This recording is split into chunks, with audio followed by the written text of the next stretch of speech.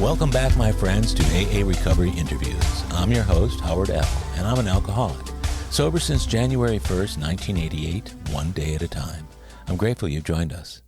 AA Recovery Interviews is the podcast where Alcoholics Anonymous members from around the world share their extraordinary stories of experience, strength, and hope. If you've enjoyed one, some, or all of the more than 120 interviews in this podcast series, will you do a little service work by spreading the word about this rich and meaningful listening experience? This show is another helping hand of AA we can all extend to alcoholics everywhere. My guest on today's AA Recovery Interviews is Diego R., who grew up in a fear-ridden household with an alcoholic father, whose rage left an indelible mark on the only child. Though his father left when he was 5, Diego had learned how to use rage and rebellion to compensate for his fear and lack of self-confidence. By the time he started drinking, the alcohol combusted with his attitude and egoism to stoke a fast and reckless lifestyle. Working as a mechanical engineer, Diego's job had 2-, 3-, and 4-week rotations that allowed him to drink and chase women unimpeded while he was off the job. Working at facilities around the world, he was a functional alcoholic, fulfilling many critical roles. But his around-the-clock work commitment meant he couldn't drink for up to 28 days at a time.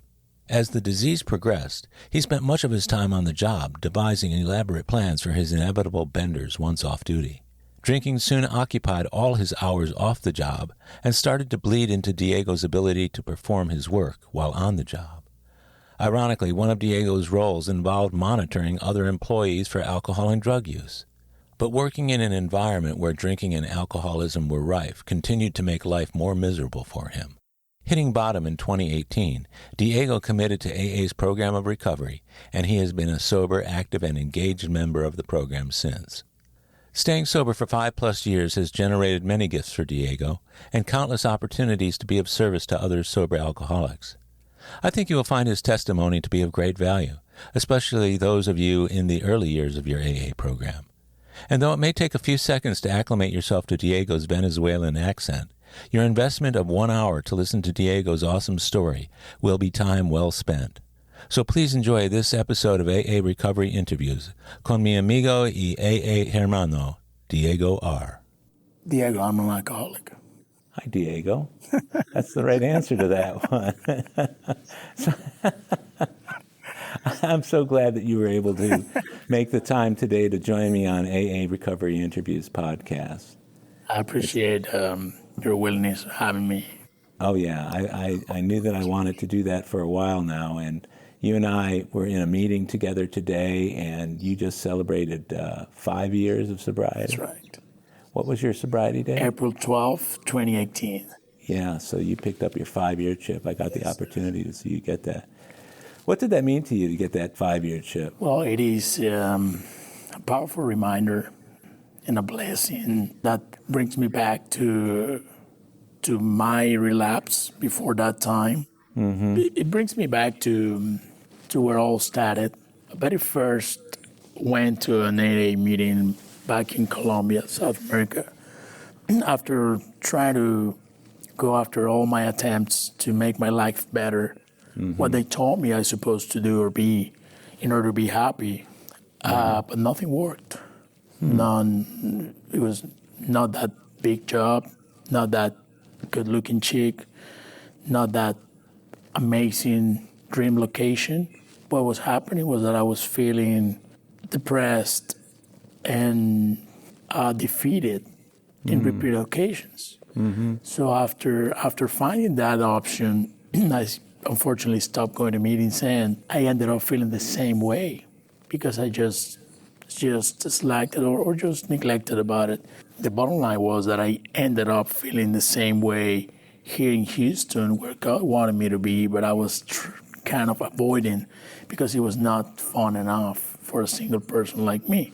Of course, my ego was popping up. But that relapse was a must for me in my sobriety, because otherwise I probably would be still trying to make my way instead of God's way. So those 5 years, putting together that relapse, the pandemic, and the lapse, which was longer than usual and expected, without having that little higher power I was maintaining, called my job or my professional achievements, was something that much needed and solid foundation to remember how powerless I am.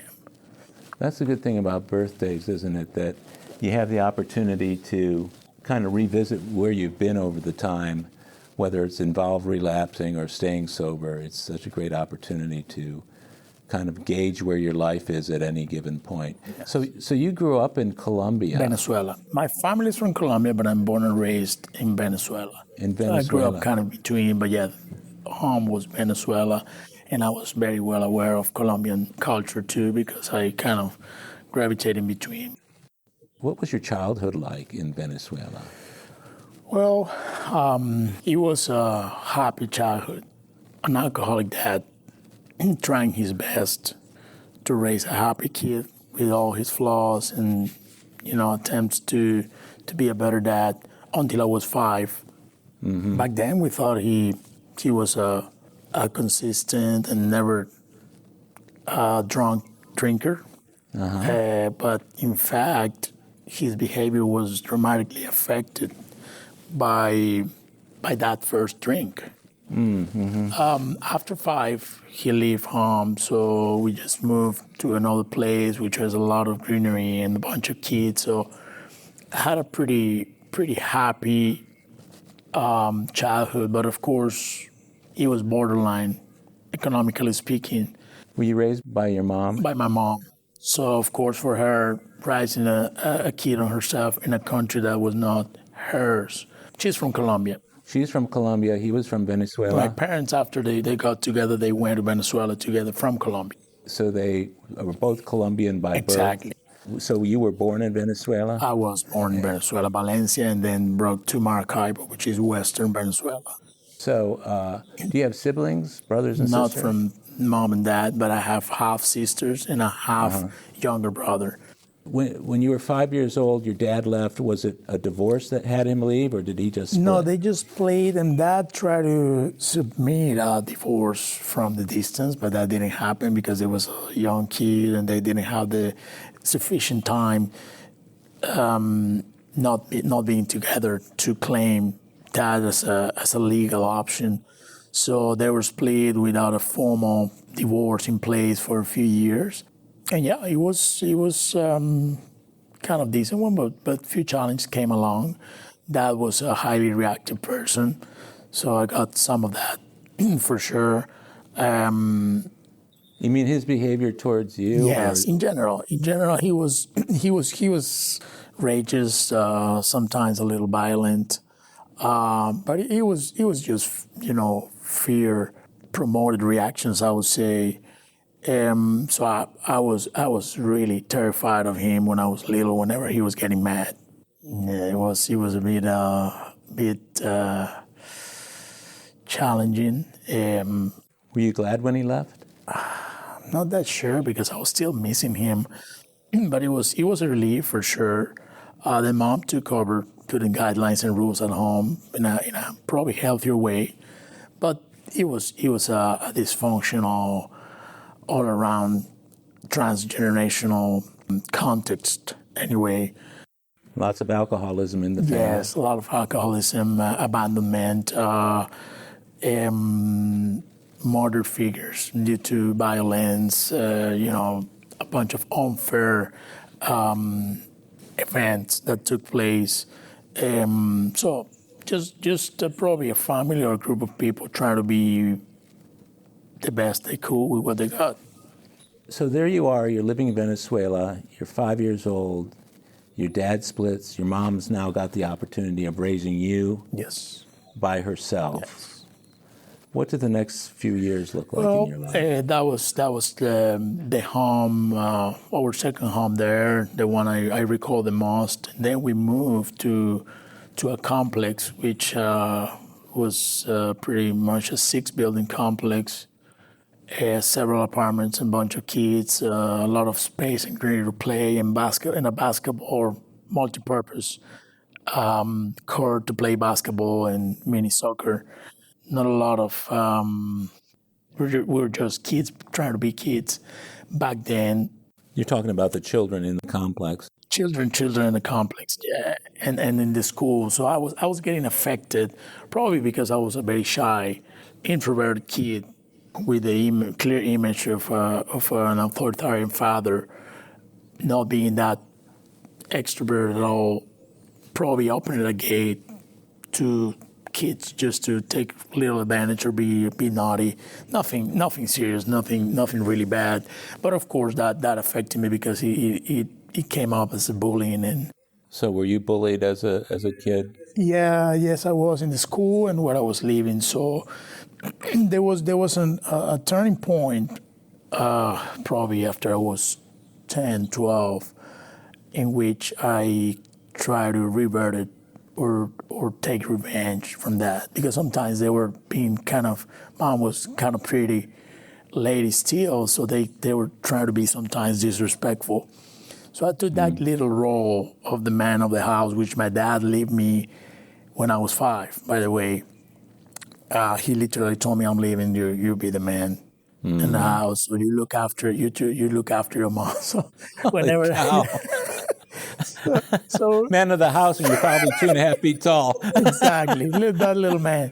So yeah, and then as soon as I had the chance, as I started growing up and probably training and doing some martial arts, I of course took my chance to look after that, and that unleashed that little gene or pattern ingrained subconsciously by my father whenever he was fearful. So it was a coping mechanism that I just adopted from him and people around. So the anger grew not only out of the way you saw your dad respond to situations before he left, but because of the circumstances of being bullied, your mom being disrespected, you being told that you were the man of the house. You had a responsibility to protect her and also to protect yourself.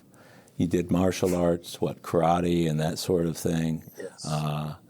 You worked out. You definitely you have the physique of a man who's worked out his whole life. So, how did that all play out? 10 to 12 when I started, and a lot of kind of mild abuses and unfair episodes that I started to look after, probably get a grip on them.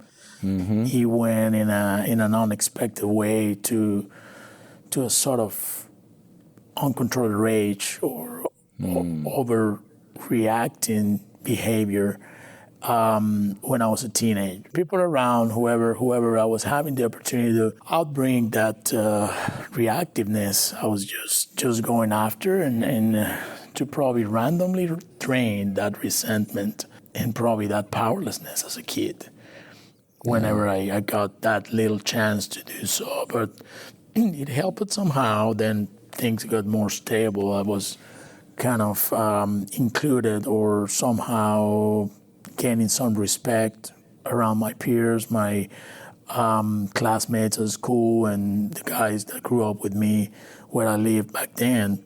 Things started getting better, but I was still kind of really, really low self-esteem kind of guy. Angry all the time? Angry quite often, or highly reactive, happy, sports-oriented kid.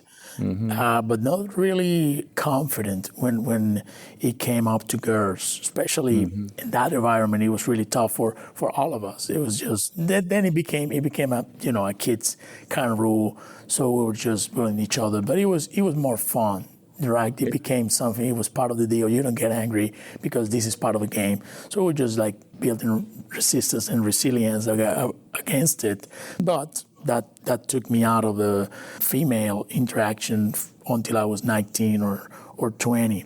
When you were an adolescent, let's say an early teen to middle teenager, how were you doing in school? I was resistant in school. I was not really focused into it. I didn't want to commit. I didn't want to engage, and I wanted to project a little rebellion in that regard. That was until junior high.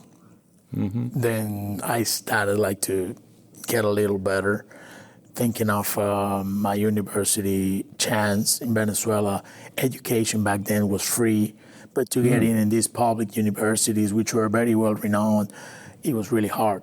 So with my high school grades, I was far from having a decent chance to get in. So I started working my way after second year high school, and it kind of got better towards the end, and I somehow made it. Sounds like you turned the corner from being a rebel. You went into middle school. Somehow you had some ambition, knowing that university was not too far off. When did alcohol enter the picture for you? Well, my first experience, I was kind of denying it until not so long ago, and it was when I was 16 or 15. I thought it was when I was 19 or 20, but in fact was there, and it was a final of a World Cup in '94. So we were celebrating. We all had drinks, and I went literally over. We went out to celebrate with some friends, and it was a rainy day. And of course, the guy who was driving, I was in the back seat. He was drunk. I was also drunk, but I can barely just remember it because I was really affected by the alcohol. Even it was probably a small amount. I do not recall much of it. So we got into an accident. We were just lucky because I recall I was not wearing seatbelts, and then we just crashed or hit the brakes on a slippery asphalt while raining and hit the bus from behind. And I flew all the way the back seat from co-pilot side all the way to the pilot or driver side. Hit my head on my left eyebrow, and I just stay up unconscious for a few hours, and they brought me to my mom, and I was covered in blood. They took me to the hospital. And that episode reminded me why my family members, including my mom, sometimes was kind of pointing my potential problem with alcohol that I was, of course, denying, because all those episodes in childhood and being an adolescent or as a teenager kind of justified in my obsessive mind that kind of trend, and that I was somehow deserving of it. So I get that. I think for a lot of people, especially when you've gone through what you went through or gone through what I've went through, you feel almost an entitlement to be able to, okay, I've dealt with all this BS for years now. Now that I've found alcohol and or drugs, I am deserving to have the release or whatever it is that I think the drugs and alcohol are giving me. But it's really a false sense of confidence there, isn't it? correct. Yes, it's a false sense of empowerment, I would say. So you felt empowered when you drank. I was, and then all those fears will tend to fade away. So that was the next stage, and it was when I started to try to dare to interact with some girls I liked, but I was so insecure to do it on my own, so I needed alcohol to get me to that level. The first attempt, I just blacked out before them, and I just lost it. And then I felt ashamed because they got me drunk. They were girls, very pretty, by the way, and I was not able to keep up with them. So I have to train myself for that, and I did very well. So you went into alcoholic training. Alcoholic training, and then also looking to get into the old patch. So I cannot be this shameful kind of guy. I need to manage drinking in a decent way, and I did very well, and it happened in no time, I can tell. So you found a way to train yourself to be a little bit more efficient and responsible with the alcohol, so you're not blacking out the first time you meet somebody. Exactly. So this is when, you said around 15, 16 years old this is happening? 15, 16, and then that coping mechanism to be a decent social corporate alcoholic started around the age of 19 or 20. Also, it came up after a disappointment with my teenage sweetheart that was a neighbor, that she, of course, got probably bored because I was so insecure to just let her know what I was feeling or what I wanted to do. And then she gave me the chance, but I was not doing much, stuck in my fear and my self-doubt. So I felt that as a betrayal. And I went after chasing as many girls as I could. As a reaction to that one relation. As a reaction and kind of revenge, exactly. And on top of that, I put a lot of alcohol to do that, to do it in the best possible way. Now, the people you were hanging with, did you have a group of people that you hung out with, or a gang, or were you mostly on your own? The majority of the kids, I was always in school. I was the youngest. My mom tried to keep me probably kind of underaged on all my grades. I was in first grade, elementary school. I was 5 years old when you're supposed to be 7. Yeah. Right. So along all the way, I was always the youngest. So I was, while I was living in that residence, and all my neighbors, they were kind of older. They were experiencing different things. I was still not feeling ready, not feeling sufficient to do that. So I got together with the guys that were like kind of the underdogs, the non-accepted ones, the little rebels. And 2 of them, they were pretty heavy drinkers. And probably my closest one, he was smoking. One of them, he was smoking cigarettes, and then he got into dope pretty early. I was trying to cover him up because that was a taboo back in my hometown in Venezuela. Everybody was smoking, but nobody was telling he was smoking. So I tried to cover him up, and that's how I came to know about marijuana. And then he started doing all the things. But I was heavily drinking with him.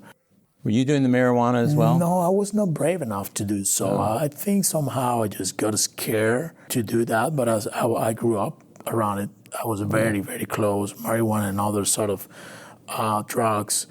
But probably that little sense of responsibility of looking after home, my mom, and that wish to help or be a better version to support my household as a kid did not allow me or gave me the permission to do that. I was just afraid to do it, and I don't know, probably was kind of God's plan. So these guys, the 2 guys that you talked about hanging out with, both were heavier drinkers than you, and the one guy was much more into smoking marijuana, and you didn't want to do that. For how many years did you hang with these guys before you kind of moved on? 5 to 7 years, and that included before, during, and a little after university. Yeah. You went to university for how many years? 5. 5 years. 5 years of university, and then I found some other friends there that were heavy and solid drinkers there too, and that was another chapter. But somehow it got all mixed together. The friends from childhood, the friends from high school, the friends from university, and another thing is that I was hanging out with the baddest guys in high school. And I mean, bad guys. Yeah. They were somehow protecting me, and those were my friends in high school too. Kind of like a gang? Yeah, kind of. There were especially 3 of them that they were like serious in my hometown. And coming from a school that I was being bullied by kind of spoiled kids, those guys, they were serious, and somehow they just took me under their wings and protected me while being tough in a really harsh environment. They taught you how to be tough and harsh? Sometimes they were giving me the chance when it was easy. When it was hard, they were stepping in and just keeping me behind. That's kind of a mixed blessing, isn't it? It was. I think it was God's plan, and somehow we were shedding a lot. Some of them went a bad way. Today it came to my mind that one of them he went into bad businesses all over, nationally and internationally too. And he was a guy I was sharing sometimes breaks in high school. So he was somehow a blessing, but of course he was not part of my life for so long. And I just then continued university, and I found a decent group of guys that guided me in a way better fashion just to achieve my goal, which was finish my career, which was mechanical engineering, as suggested by my dad in between those visits. As I grew up, and I was afraid and terrified of that before, but then as I went through it, noticed that I was able to make it, and then it became my career, and it gave me probably one of the biggest blessings of my life. So you studied to become a mechanical engineer. Yes. So you got your degree in mechanical mechanical engineering? engineering back in 2002. Yeah. So what did you feel with regard to the drinking about the time that you were getting your degree? Did you see a sense of freedom coming, or had you laid off drinking during your school? Well, not that much. Actually, it was an interesting mix because my first job came up from a reference from a university teacher I had, a professor. So that was the link to very first contact the company that hired me the first time. But then that was like a startup or stepping stone. Then to get the job I was more or less pursuing with another, he was trying to follow another friend. It came up and it was closed and wrapped up in a bar. That was a very famous oil business workers bar in Western Venezuela. So it was covered and full with expats back then. And I recall the manager of the company I wanted to join was a guy from Louisiana. And he was a full-blown drinker. And the way I made that click he needed, because they were choosing between four guys. Two of us, we were friends, and we were like kind of young and had the willingness and eagerness to get better. And another two that we were doubling or tripling our experience and technical background. But we made a click with this manager, drinking at a bar, and I went the extra mile, asking a girl for the dancing, and I danced and, behave as a player in front of him. He was a player, and that was it. That was the day before of the interview, and then in the interview, he just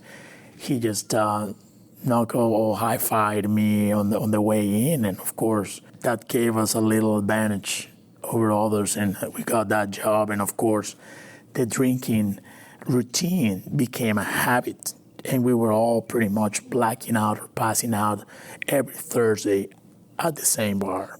So your manager becomes your drinking pal, part of the same exactly. group. Manager and superintendent, both. Starting on Thursday through the weekend, pretty much? Well, they were only on a Thursday, probably Friday, but we working on a rotational basis, 7 by 7, 7 days on, 7 days off. That was our beginning to go all the way till Sunday, or probably then. That was the first stage, Thursday to Sunday nonstop. And then as I start getting longer rotations, 14-14, 21-21, and so on and so forth, it was probably a month on at work or on duty and a month off, drinking literally every single day. Well, it's curious what you were saying about, you got hired by a man who may have already been an alcoholic, but to get the job, you kind of emulated him. And then once hired, you continued on with your drinking and the behavior. How many people were on the team with you under this supervisor? Probably 10. And were you all in the same boat? All of them, they were full-blown alcoholics, from mentors, from peers, colleagues, supervisors, superintendent managers all over. Mostly expats from different places, and Venezuelans. So that mix between the weather or the kind of tropical twist, it was just a time bomb, because you can endlessly go in a perfect place in which people can make way more than with what they earn, surrounded by beautiful, gorgeous girls and pretty anarchic environment. You can do whatever you want. Yeah. You can drive, drink and drive. You can just go till the next day. You can jump on a plane. You can go from one bar to the next, or jump to from one girl to the next pretty easily. Sounds like a bachelor alcoholic's dream job. Somehow. Luckily, I was not getting paid that much, so I couldn't go that far. Yeah. Now, are we still talking about in Venezuela? Is all this still happening there? Yes. For how long did that continue? That continued for about 5.5 years. Okay. Before I made my first international move to Mexico. But in between or before that, I had a couple of chances to go to Argentina for training purposes, and then they gave me the chance, not being ready to do that, but somehow they gave me the chance. It was a part of an international assignment, but I was still a fresh trainee, but somehow they helped me, and I made it, and they were decently happy with my little support. It was not much, but at least a decent one. Were those people the same kind of people that you were involved with, that they were drinking, or did you have to clean up or stop drinking for a period of time to get into those opportunities? No, they were all alcoholics. They were all alcoholics, and Argentina was not as bad, but in Venezuela, all over the place, they were full-blown alcoholics. And it was part of the game, being in what I was doing, upstream, drilling, oil business. It was pretty much the rule. You had to do it, and it was a way to fit in, at least for me and for many of them. So I was trying to please people. I was trying to show them something better than my actual version, somehow still doubtful about my competencies and my self-worth. But definitely it was something pretty normal to them. I was just lucky that did not affect me. We'll be right back. My friends, if you're enjoying AA Recovery interviews, I invite you to check out my latest audiobook, Alcoholics Anonymous, the story of how more than 100 men have recovered from alcoholism. This is the word-for-word, cover-to-cover reading of the first edition of the Big Book, published in 1939. It's a relaxing yet meaningful and engaging way to listen to the Big Book anytime, any place. Have a free listen at Audible, iTunes, or Amazon. While you're there, search for my other audiobook, Lost Stories of the Big Book, 30 original stories missing from the third and fourth editions of Alcoholics Anonymous. It's also available from Amazon as a Kindle book or in paperback if you'd like to read along. You're going to love it. And we're back. Did you ever get to the point where you looked at what you were having to do to progress in your career, and you looked at what you were doing to do it? I mean, drinking and being around people who were always drinking and drunk. Did you ever get the sense that maybe that wasn't the right way to go about life? Or did that just become so normal that you didn't think about it? Not at all. Never, ever thought about it. I was still, now that you mention it and put it that way, and thanks for that, it was just a little portion of rebellion still. Still, I didn't want, still a rebel. I didn't want to study no more. I didn't want to do anything better, probably a few trainings or whatever, but what I was doing was good enough somehow, while gaining experience, to be a better version of myself, but not doing functional trainings or functional improvements in my career. It was just going my alcoholic way, not even thinking to seeing it as a potential portion that might affect my career negatively. Might just get me into something really bad. Another thing was in Venezuela, drinking and driving was not a big deal. So, of course, DUIs were not even in the picture. Really? Otherwise, I probably have several of them, but it was just not an option there. Yeah. So you were just drinking and driving all over the place. Small streets, small, not too big town, not many highways, but still pretty dangerous and taking a lot of chances. It was just, I think, God doing for me what I could not do for myself. Sounds like some higher power was looking out. Exactly. Somehow, sometimes I was parking my car backwards as they taught me to do so on that defensive training. Yeah. But sometimes I was totally unsure, or I had a blackout and I was not sure if my car was dead or not. So. How often were you blacking out? Were you blacking out every time you got drunk, or occasionally? Not that often. It was very, very occasional, and it was because I was feeling tired. So sometimes I was just falling asleep, and I was not remembering few episodes in very, very few occasions. It was not that often. But some other people say I don't remember nothing. No, I do remember. But of course, the mind was just fading away as the disease was progressing. Was there drinking on the job that was going on? Not at all. Not at all. It was, since it was a high-risk facility and a high-risk job, we were pretty much not allowed to bring or have any alcohol, despite it was a line operation. So that was really serious because it is a high-risk, highly critical task. So that was not an option. And part of my duties was to check on people if they were under the influence Wow. of alcohol and drugs. So somehow that was an interlude from my alcoholism, but my mind was still thinking of that. So during the job, I was kind of responsible and probably afraid to lose it. Yeah. So therefore, somehow respecting it, Yeah. and probably was that little break that God was giving me, since He knew I would be drinking the rest of the time.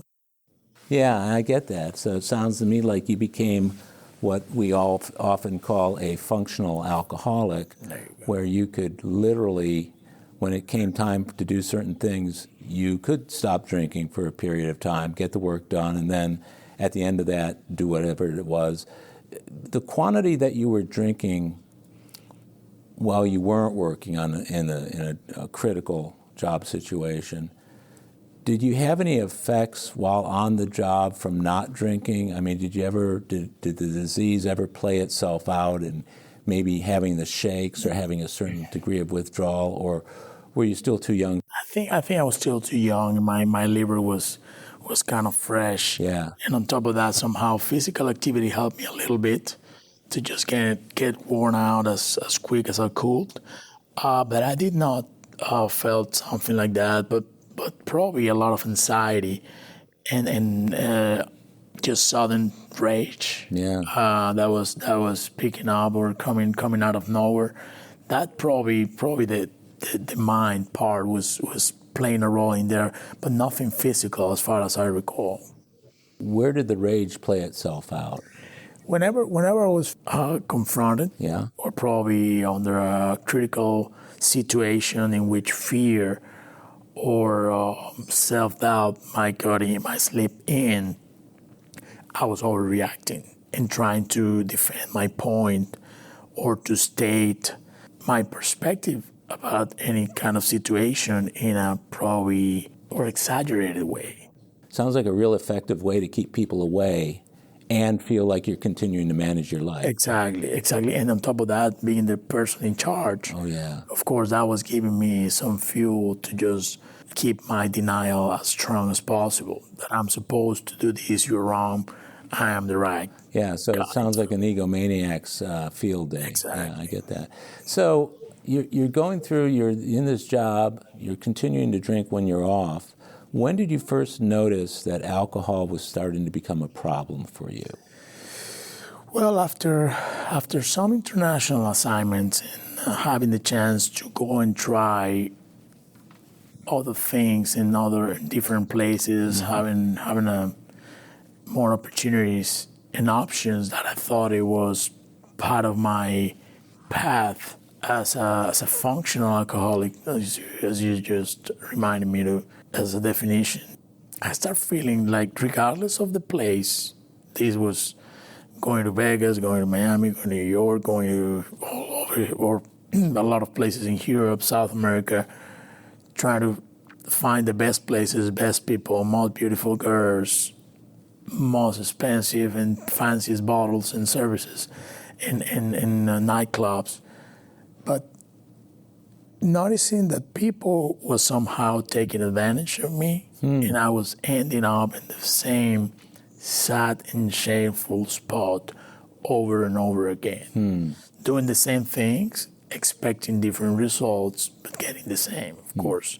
A definition, and still unknown definition of insanity, but definitely he was not taking me nowhere, despite I was trying literally anything everywhere to make my life better or get a grip on it. Can you give me an example or two of what that looked like while it was happening? You mentioned trying different places, different behavior, more money, whatever else going on. Can you give me some examples of what that looked like as it was happening for you? Absolutely. Well, while I was still living in Venezuela, it was pretty fun, and I was planning in the middle of my hitch, let's say my time on duty, either it was 14, 21, or 28 days in which I was supposed to be focused in my job. I was planning my spree in advance. Probably a couple of trips with 2 to 3, 4 girls, going to 3, 4 places, and of course, drinking pretty much every single day, literally speaking. At that time, he was not drinking by units. He was large amounts. It was not a drink. It was by the bottle, by the case, by the largest amount available. So I was planning in advance. Whenever I was returning that very first day, I was just hitting the road, making my way either to a nightclub, to another city, jumping on a plane with few girls and going to the beach, driving whatever, just to kind of catch up with that portion of life that I wasted or lost while I was working. So that happened initially in Venezuela, which was pretty fun until it was safe or reasonable to do so. And then it started happening in other places, Southeast Asia, North, South America, Europe, etc. And then a later stage was between quite fun cities around the U.S., especially Miami. I was making my rotations from and to Miami in order to just land and go. And I made friends with some nightclubs owners, managers, nightlife promoters. So I was kind of a decent guy and well known to go all over Miami with or without company. So initially I was going out with my friends from promotions and nightclubs business from Thursdays to Sundays. And then I met some waitresses and bartenders, which is pretty much the core of the industry there, entertainment, food and beverage business and industry. And I was hanging out with them from Monday to Wednesday while my friends that were working in the industry were hiding from me because I was going all day, every day. So they didn't want to become like you or be sucked into your world at that point. It's not that you're off, that you're going to drag us to that mess on a daily basis. It sounds like almost like, as I said earlier, kind of like a bachelor's delight to be able to, go all around the world, go to nightclubs and hang out with fancy people and obviously drop a lot of money along the way and so forth. When did that start to crash down around you? It sounds like you were able to keep that going for a while. I kept that going for a couple of girlfriends in between, some breakups, but still, it was not a big deal. I was still just making my own way. But that happened in a highly intense and frequent basis, 6 to 7 years, probably initially 5 before I relapsed it.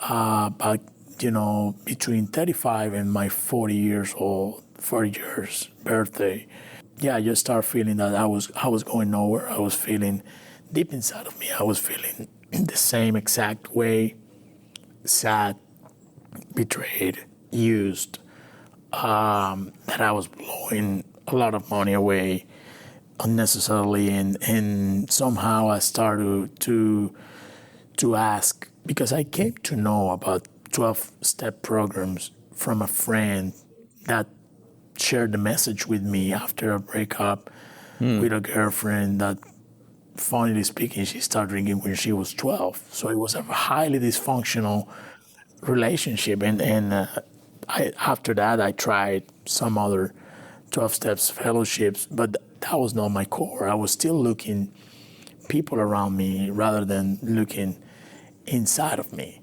At what point did you make the connection between the problems that you were having and the need to get help for those problems? Yeah, well, it was an inflection point between being that victim and being the accountable guy.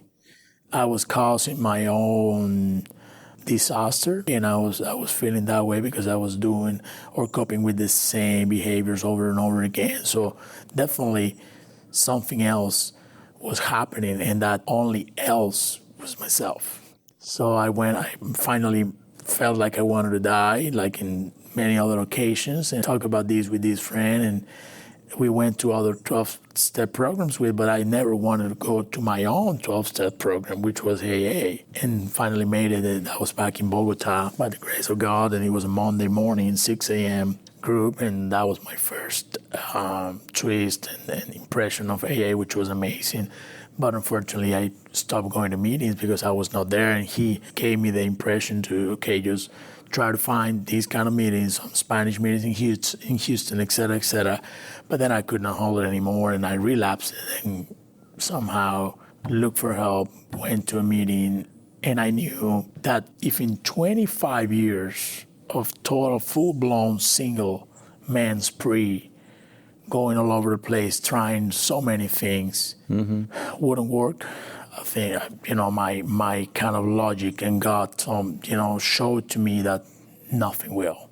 So my only option, it was trying to look inside of me, and that was AA. That's interesting. You stayed sober for how long that first time around? Less than a year.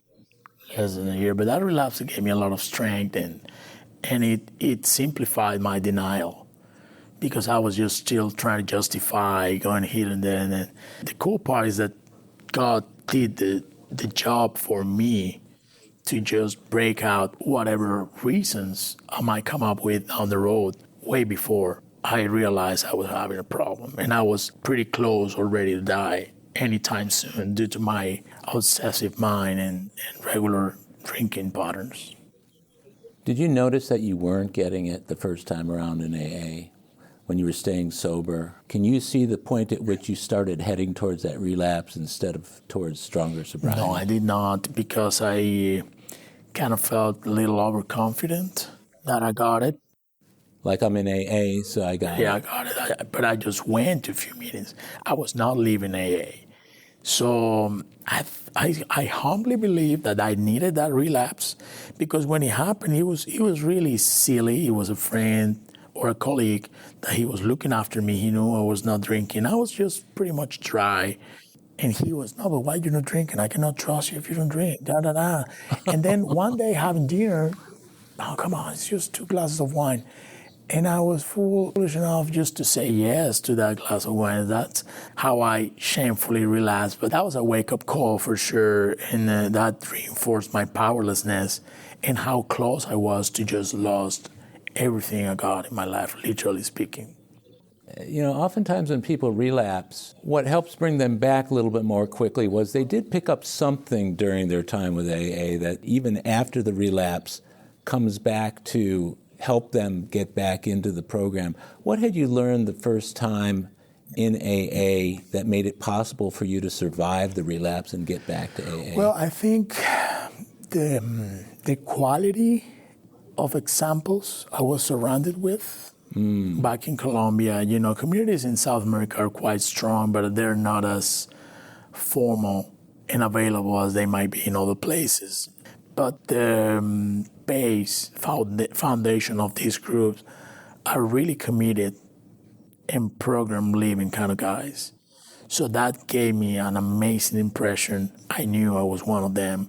I was just not around them long enough because I needed to go to work, and I still had that little portion, like I said, of higher power. That was my job. That, of course, I need to go this time and that time and jumping in a chopper, going across the globe, da-da-da. That put me aside of a full surrendering behavior or attitude until I got here and finally. So how long did the relapse last?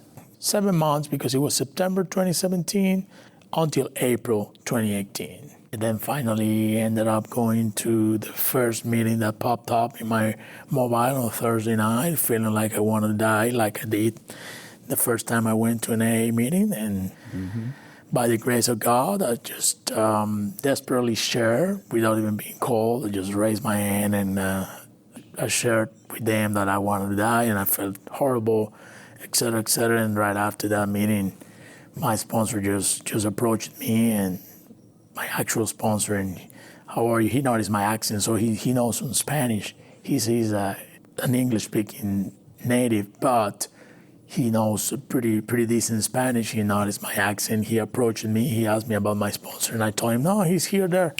I'm your sponsor. And that was it. So he was pretty old-fashioned and to the point, and then a good group of solid sobriety guys surrounded me on that meeting, and then just started my way going pretty much a meeting a day or more. here in Houston, and that's been my biggest blessing, and now my way of living just now.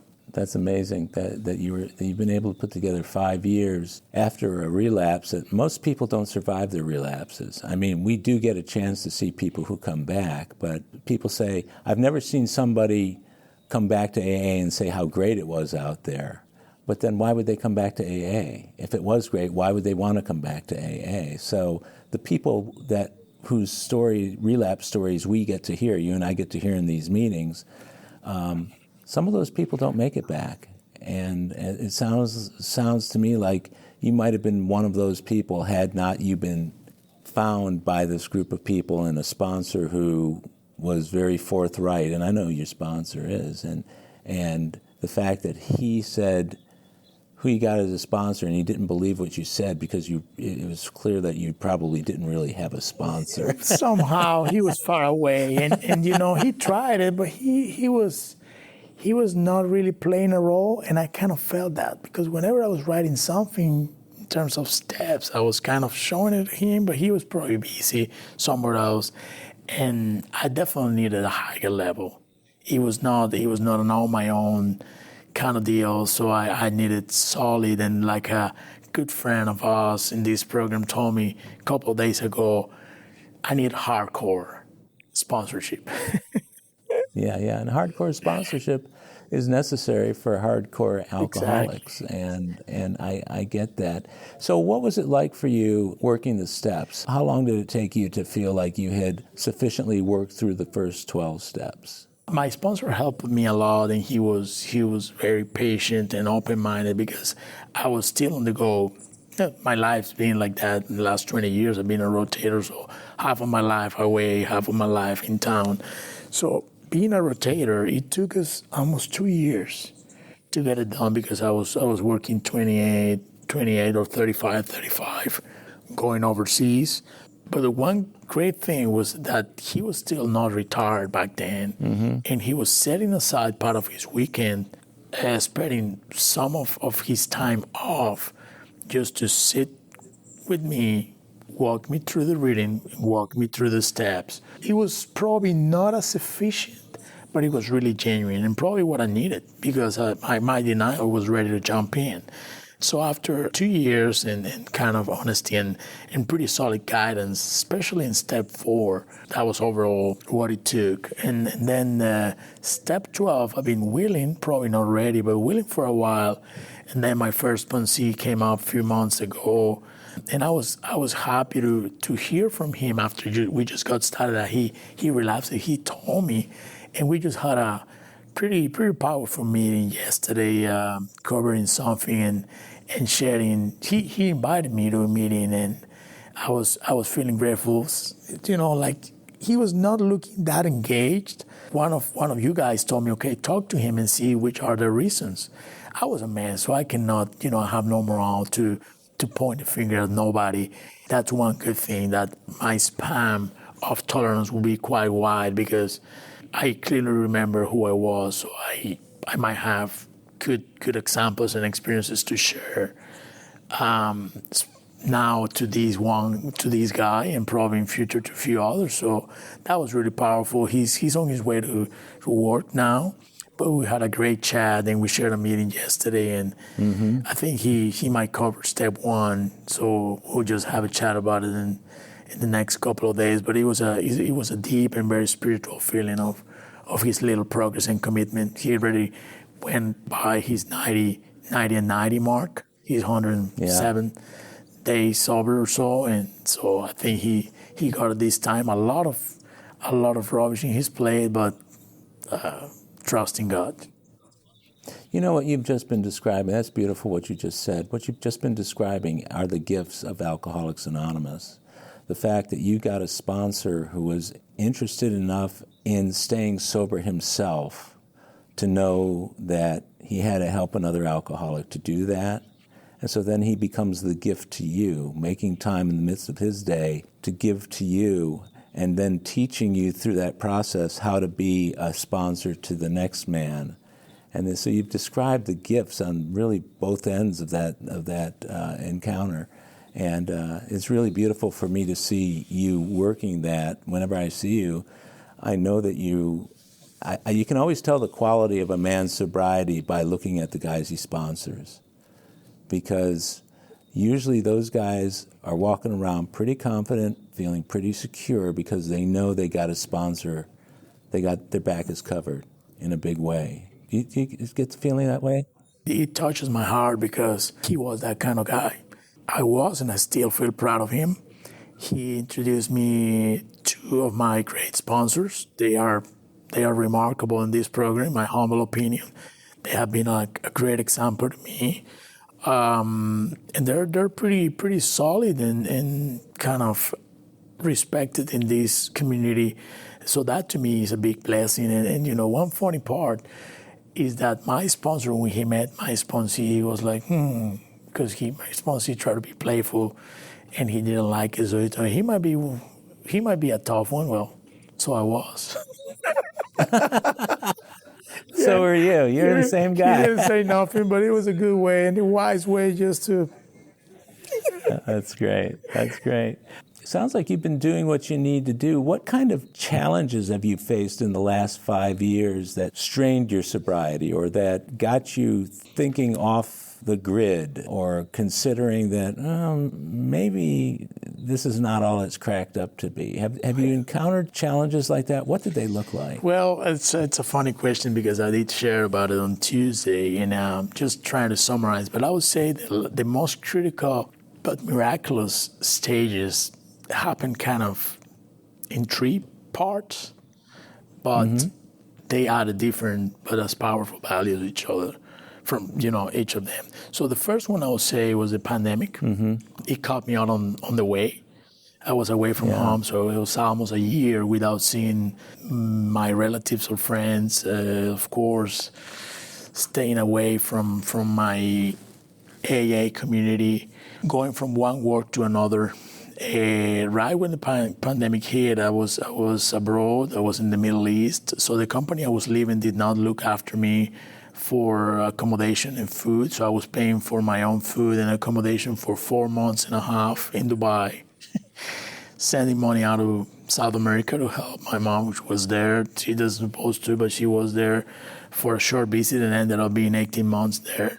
And then paying for all my bills and expenses here in Houston. And that was kind of challenging because my income stopped at the beginning of that year, and it went for more than 6 months. So my contingency fund was kind of there, but it was not sufficient to cover that in that proportion in a decent way, but somehow made it through.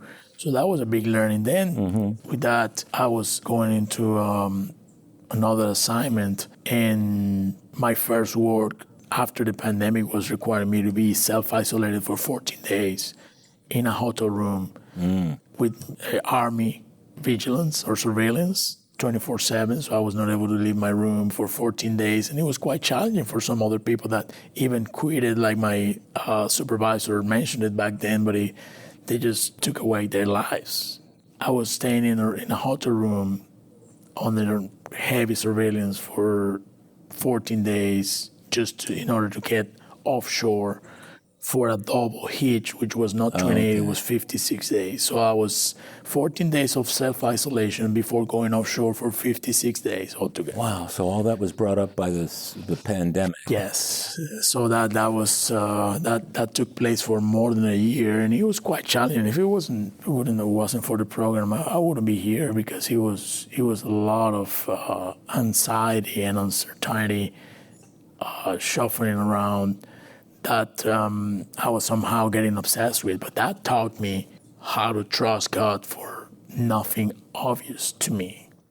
And I was just feeling grateful, waiting on God, trusting God somehow, not really clear about it, but walking through some streets that nowadays are a very interesting streets that I will tell you right after this second part, which was more than a year and a half without an income, for the first time in my life, waiting from one assignment to the next. That before I was just going from one to another assignment nonstop, despite I was highly dysfunctional and an active alcoholic. But I did overreact and I was doing the right thing, but I was not feeling like working in that place after my supervisor retired. They offered me his position, which was an honor for me, but I didn't want to live on a residential basis in the Middle East, or at least full time at that age. So things changed and they tried to push me to do wrong things for the sake of economics. And I refused to do that. So they started putting a lot of pressure. Say, okay, that's good for you, not for me. So we better just get to a mutual agreement. So we kind of both agreed to leave it that way. And I just leave that assignment. And it took me more than a year and a half to get my next one. But in between, God laid or deployed a solid foundation between steps 3 and 11, because I was thanking and trusting him and hearing over and over again from you guys that God will come up with something that I will never imagine and better than expected. That became the rule of my inner thoughts on a daily basis. They get healthier, and I was able to help my old folks from Colombia to lead meetings. The meetings are so small that sometimes they cannot cover from Monday to Friday. And I was taking Thursdays for more than 7 months that I stayed there. So it was a beautiful opportunity. And then the very place I was walking without a clear clue of what my future will be like right after the pandemic is the very place that I'm working right now with one of the biggest blessings and probably dream assignment in my whole career of 20 years. That's amazing. That's such a success story that only a good AA program could write. And I love to hear that. It sounds to me like you had the willingness and the patience and the reliance upon a power greater than yourself in such a way that these things materialized for you, that God was doing for you what you could not do for yourself. That's a major promise. Sounds like it's been fulfilled in your life. Thankfully, I can definitely agree on that. And it is like my great sponsor say once, I do blindly trust this program, and that's something that resonated in my mind, and I still reserve a pretty decent grip on it. And on top of that, somehow being as stubborn and probably as denial ready as I could be, God just taught me to trust him for nothing. But at the same time, that nothing that I think it is everything for him. But it's not my time to know. Yeah, that's beautiful. Your whole story today has really made me feel very encouraged about the type of things that can happen to a man and he can still stay sober through them. The fact that you physically could not even go to AA meetings and staying sober, I think that's a great message for people who think, if I am not at a place that I can go to a meeting, then I might drink. You've proven otherwise. You were out of work for a long period of time, but you had the faith that something was going to happen, and it did.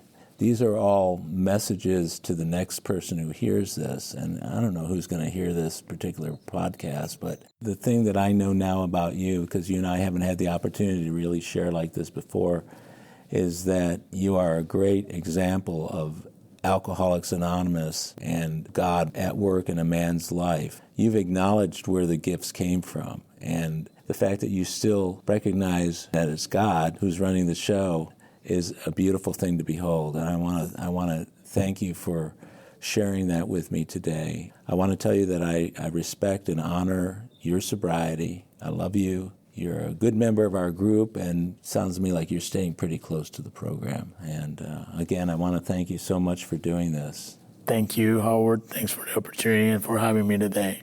Okay, you bet. Thank you. Well, my friends, that's a wrap for today's episode of AA Recovery Interviews. I want to thank my guest, Diego R., for sharing his story, and thank you for tuning in. Of course, you can listen to all my interviews in this podcast series by following it on Apple Podcasts, Google Podcasts, iHeartRadio, Spotify, Pandora, Stitcher, and other podcast providers. Or tell Siri, Google Assistant, or Alexa, play AA Recovery Interviews podcast. Or visit our website, aarecoveryinterviews.com, to hear our complete catalog of AA recovery interviews. By the way, this podcast strictly adheres to AA's 12 traditions and all General Service Office guidelines for safeguarding anonymity online. I pay all production costs, and no one receives financial gain from the show. AA Recovery Interviews and my guests do not speak for or represent AA at large. This podcast is simply my way of giving back to AA that which has been so freely given to me.